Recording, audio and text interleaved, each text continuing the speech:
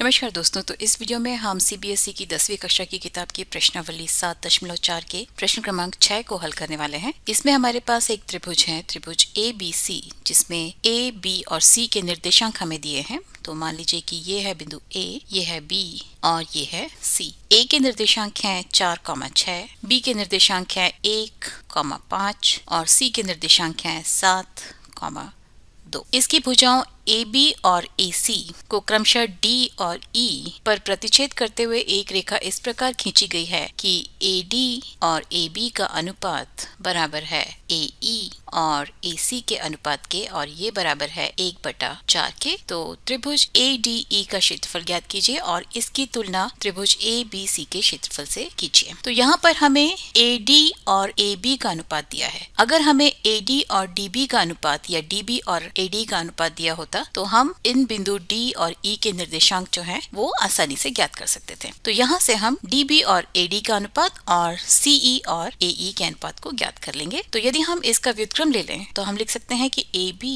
बटा AD बराबर है AC बटा AE इसके, और ये बराबर है 4/1 के। ठीक है, और अब हम सभी जगह से -1 कर लेते हैं। तो हमें मिल जाएगा AB माइनस AD बटा AD बराबर होगा AC माइनस AE बटा AE, और ये बराबर होगा 4 माइनस 1 या 3 के। AB माइनस AD, अगर हम AB से AD को हटा देते हैं तो हमें मिल जाएगा DB। तो यहाँ से हमें मिलेगा DB अनुपात AD, ये बराबर होगा AC माइनस AE आपको देगा EC बटा AE, और ये बराबर होगा 3 के, या आप इसे 3:1 भी लिख सकते हैं। मतलब कि बिंदु D जो है वो AB को 1:3 में विभाजित करता है, और बिंदु E जो है वो AC को 1:3 में विभाजित करता है। और समरूप त्रिभुजों का उपयोग करके हम बड़ी ही आसानी से इनके क्षेत्रफल का अनुपात निकाल सकते हैं, पर चूंकि ये प्रश्नावली निर्देशांक ज्यामिति पर आधारित है तो हमें यहाँ पर निर्देशांक ज्यामिति का ही उपयोग करना होगा। तो अभी हमें पता चल गया कि बिंदु D और E किस अनुपात में भुजा AB और AC को विभाजित करते हैं।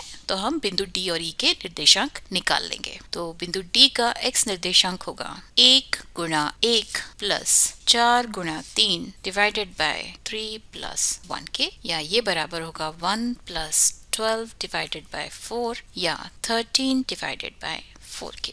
और बिंदु D के y निर्देशांक की अगर हम बात करें तो ये होगा 1 गुणा 5 प्लस 6 गुणा 3 बटा 3 प्लस 1 या 5 प्लस 18 डिवाइडेड बाय 4 या 23 डिवाइडेड बाय 4। तो बिंदु D के निर्देशांक हमें मिले हैं 13 डिवाइडेड बाय 4 और 23 डिवाइडेड बाय 4, और उसी प्रकार से हम अभी बिंदु E के निर्देशांक ज्ञात करेंगे। बिंदु E का x निर्देशांक यदि इसकी हम बात करें तो ये बराबर होगा 1 गुणा 7 प्लस 3 गुणा 4 डिवाइडेड बाय 3 प्लस 1 के, या ये बराबर होगा 7 प्लस 12 डिवाइडेड बाय 4 या 19 डिवाइडेड बाय 4 के। और बिंदु E के y निर्देशांक की अगर हम बात करें तो ये बराबर होगा 1 multiplied by 2 plus 3 multiplied by 6 divided by 3 plus 1 या 2 प्लस 18 डिवाइडेड बाय 4 या 20 डिवाइडेड बाय 4 के, और ये बराबर होगा 5 के। तो बिंदु E के निर्देशांक यहाँ से हमें मिले 19 डिवाइडेड बाय 4,5। और अभी हम त्रिभुज ADE के क्षेत्रफल की बात करते हैं। तो क्षेत्रफल का फॉर्मूला होता है x1 multiplied by y2 minus y3 plus x2 multiplied by y3 minus y1 plus x3 multiplied by y1 minus y2 और everything divided by 2। तो ADE का क्षेत्रफल बराबर होगा 4 multiplied by y2 minus y3 यानी कि 23 divided by 4 minus 5 plus x2 यानी कि 13 divided by 4 multiplied by y3 minus y1 यानी कि 5 माइनस 6 प्लस x3 यानी कि 19 divided by 4 multiplied by y1 minus y2। y1 है 6 और y2 है 23 डिवाइडेड बाय 4, और इसके बाद इस पूरे को हमें 2 से विभाजित करना हो। तो ये बराबर हो जाएगा 4 गुणा 23 माइनस 4 पंचे 20 बटा 4 plus 13 divided by 4 multiplied by 5 minus 6 minus 1 plus 19 divided by 4 multiplied by 6 Chowk 24 minus 23 बटा 4, और फिर इस पूरे को हमें 2 से विभाजित करना होगा।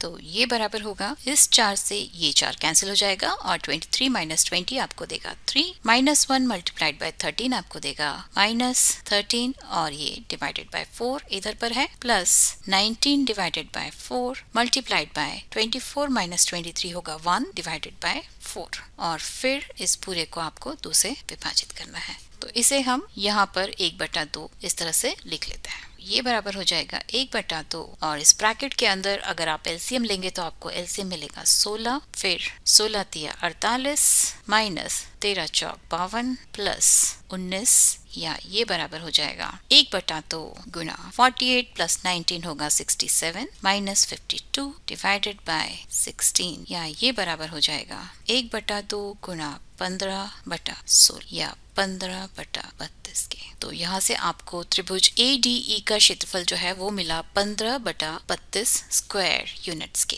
बराबर। तो हम 15/32 यहाँ लिख लेते हैं और इसके बाद हम त्रिभुज ABC के क्षेत्रफल को ज्ञात करेंगे। ADE का क्षेत्रफल हमें मिला था 15/32 स्क्वायर यूनिट्स। और अभी हम यदि त्रिभुज ABC के क्षेत्रफल की बात करें तो इस फॉर्मूले के हिसाब से वो होगा 4 गुना y2 माइनस y3 यानी कि 5 माइनस 2 प्लस x2 यानी कि 1 multiplied by y3 minus y1 यानी कि 2 माइनस 6 प्लस x3 यानी कि 7 multiplied by y1 minus y2 यानी कि 6 माइनस 5 और फिर एवरीथिंग डिवाइडेड बाय 2 के। तो ये बराबर हो जाएगा 4 गुना 3 प्लस 1 गुना माइनस 4 प्लस 7 गुना 1/2 के या ये बराबर होगा 4 तिया 12 माइनस 4 प्लस 7/2 या ये बराबर हो जाएगा 15/2 के या आप कह सकते हैं 15/2 स्क्वायर यूनिट्स के। और यहाँ से यदि हम त्रिभुज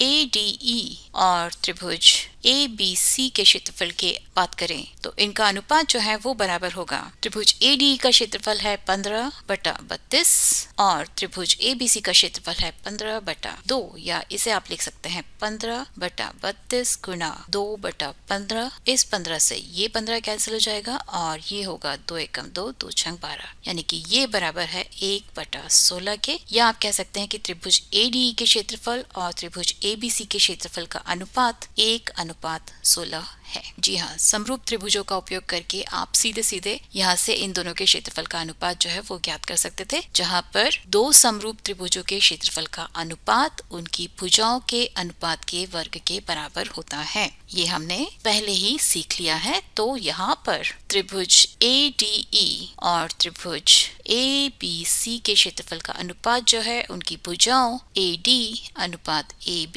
के वर्ग के बराबर होता। तो यहाँ पर हमें पहले ही दिया था AD और AB का अनुपात जो है वो 1/4 के बराबर है। तो ये अनुपात जो है वो 1/4 का वर्ग या 1/16 के बराबर होता। तो जब इस तरह के क्वेश्चन कॉम्पिटिटिव एग्जाम्स में आते हैं तो आपको डिसाइड करना होगा कि आप निर्देशांक ज्यामिति का उपयोग करना चाहते हैं या सामान्य ज्यामिति का उपयोग से इस प्रश्न को हल करना चाहते हैं, जिससे भी आपका प्रश्न जो है वो जल्दी ही हल होगा। वही तरीका जो है आपको इस्तेमाल करना चाहिए। तो इस वीडियो के लिए सिर्फ इतना ही और अगले वीडियो में हम इस प्रश्नावली के अगले प्रश्न को हल करेंगे। तो उसके लिए आप मैथ्स पार्ट हिंदी देखते रहिए, उसे सब्सक्राइब भी कीजिए और नोटिफिकेशन बेल बजाना मत भूलिए, क्योंकि तभी आपको पता चलेगा कि मेरा अगला वीडियो कब आने वाला है। तब तक के लिए नमस्कार।